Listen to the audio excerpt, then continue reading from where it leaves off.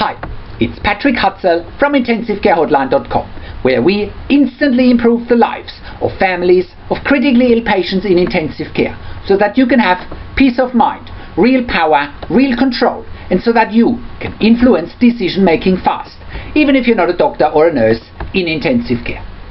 In last week's blog, you've discovered the 5 compelling reasons why you need to have peace of mind, control, power and influence whilst your loved one is critically ill in intensive care. You can check out last week's blog by clicking on the link below this video.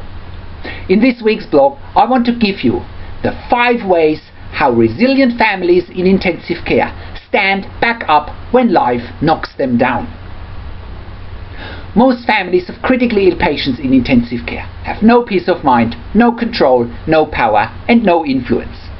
I even go as far to say that 99% of families of critically ill patients in intensive care have no peace of mind, no control, no power and no influence. Why do I say this? I say this because after more than 15 years intensive care nursing experience in 3 different countries, and after I have literally worked and looked after thousands of critically ill patients and their family members in intensive care, I know firsthand the pain, the frustrations, the fear, the sacrifice, the emotional drama and the level of vulnerability those families of critically ill patients in intensive care go through and experience. I also know how much they throw up their hands in the air, and I know that families of critically ill patients in intensive care say, feel and think how much this situation of having a loved one critically ill in intensive care is immediately throwing them outside of their comfort zone. I also know firsthand and from my experience that families of critically ill patients in intensive care feel like they're helpless and overwhelmed with the situation and they don't really know what to do.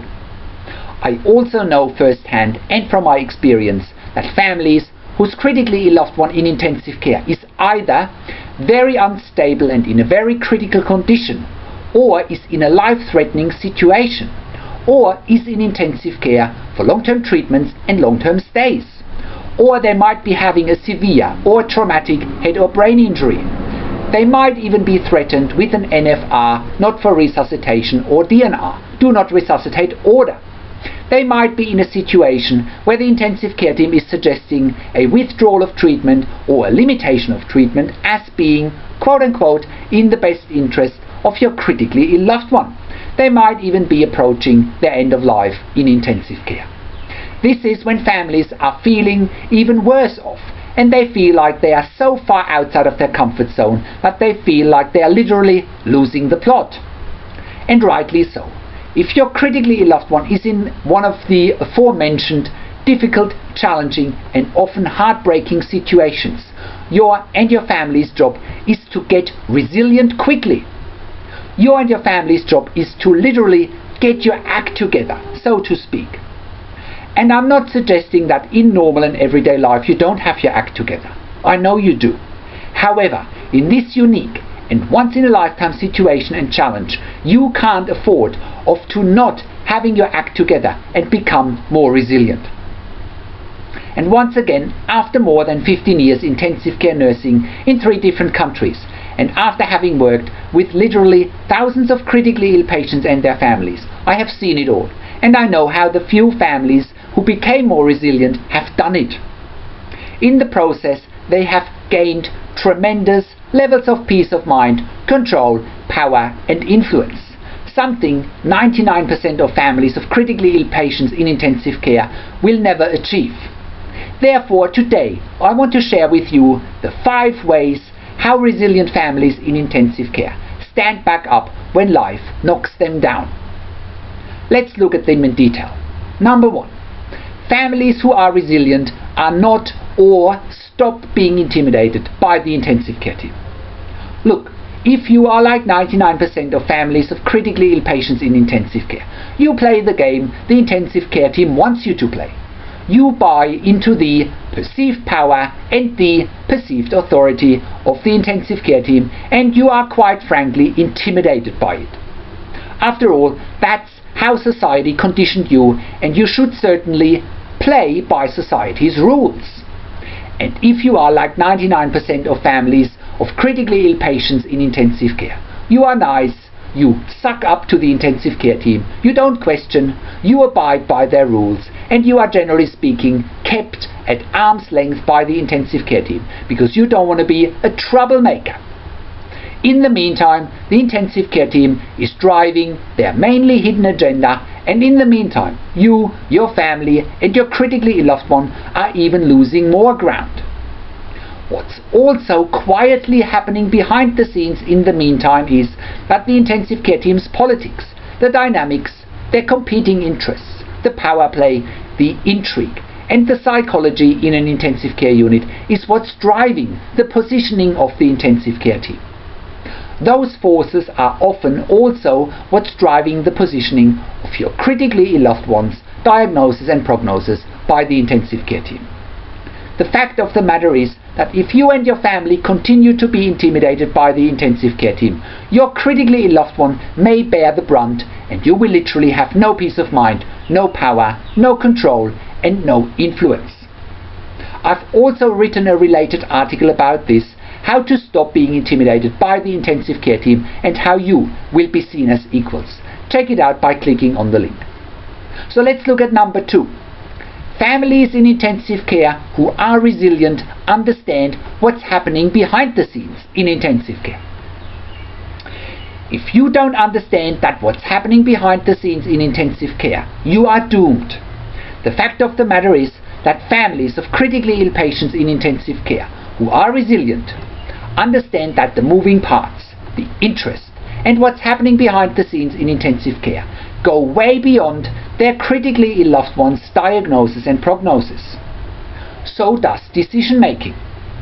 Remember, if your critically ill loved one is either very unstable and in a very critical condition, or is in a life-threatening situation, or is in intensive care for long-term treatments and long-term stays, or if they're having a severe or traumatic head or brain injury, or if they are threatened with an NFR not for resuscitation or DNR, do not resuscitate order, or if they are in a situation where the intensive care team is suggesting a withdrawal of treatment or a limitation of treatment as being quote-unquote in the best interest of your critically ill loved one, or if your loved one is in fact approaching their end of life in intensive care.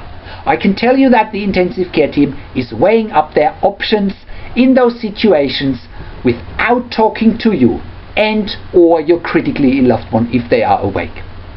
You, your family, and your critically ill loved one are the last ones to find out that if the intensive care team thinks that continuing to treat your critically ill loved one is costing too much money, or that they will lose money, that they will sit you down and try and quote-unquote sell you on a withdrawal of treatment or a limitation of life support as being quote-unquote in the best interest of your critically ill loved one.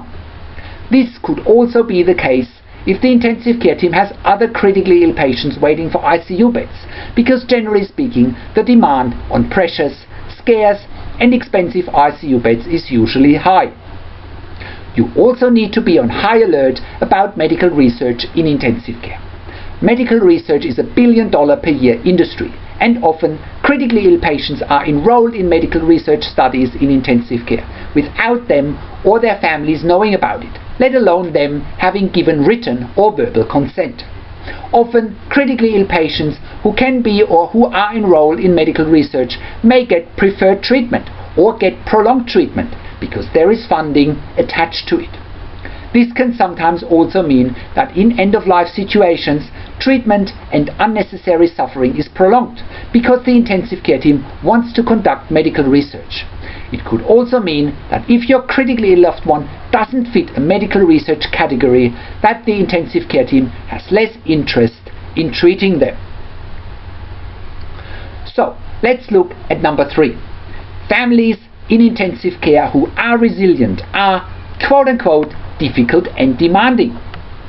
If you are like 99% of families of critically ill patients in intensive care who have no peace of mind, no power, no control and no influence, you are nice, you suck up to the intensive care team, and you generally speaking don't want to rock the boat. That's the mindset of 99% of families of critically ill patients in intensive care who have no peace of mind, no power, no control and no influence. Therefore, it's easy for the intensive care team to drive home their agenda.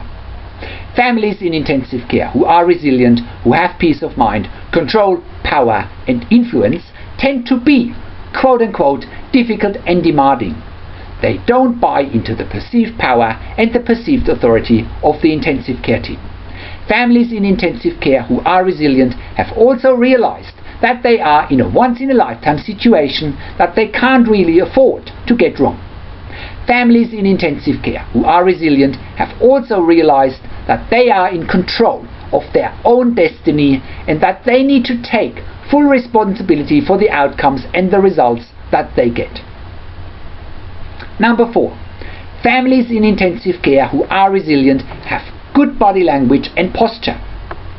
99% of families of critically ill patients in intensive care who have no peace of mind, no control, no power and no influence share this implicitly or explicitly with the outside world by displaying poor body language and poor posture. Their back is slumped, their shoulders are moved inwards, they avoid strong eye contact, they have a weak handshake, their arms are crossed and their tone of voice is weak. Everybody can see that they have no peace of mind, no control, no power and no influence. Families in intensive care who are resilient realize it and they change it. And I can promise you that the minute that you change your body language and the minute that you realize that this situation is challenging, but that you will also do whatever it takes to have peace of mind, to have power, to have control and to have influence, that's the minute when things will change. The minute you take control of your body language and your tone of voice, that's the minute when the intensive care team will know that they are dealing with a resilient and powerful family. Try it at your own risk, but I promise you that the world will notice. Number 5. Families in intensive care who are resilient do their own research. They are driving their own agenda and they won't take no for an answer. If you have come this far, you already know what you need to do. You already know that doing your own research, that driving your own agenda irrespective of what the intensive care team keeps throwing at you and not taking no for an answer is what's getting you results. You already know that doing whatever it takes on your path to peace of mind, control, power and influence is what you need to do. So, how can you do that and how can you quickly get peace of mind, control, power and influence whilst your loved one is critically ill in intensive care? You get to that all-important feeling of peace of mind, control, power and influence when you download your free Instant Impact Report now by entering your email below. In your free Instant Impact Report, you learn quickly how to get peace of mind, real power and real control, and how you can influence decision making fast whilst your loved one is critically ill in intensive care.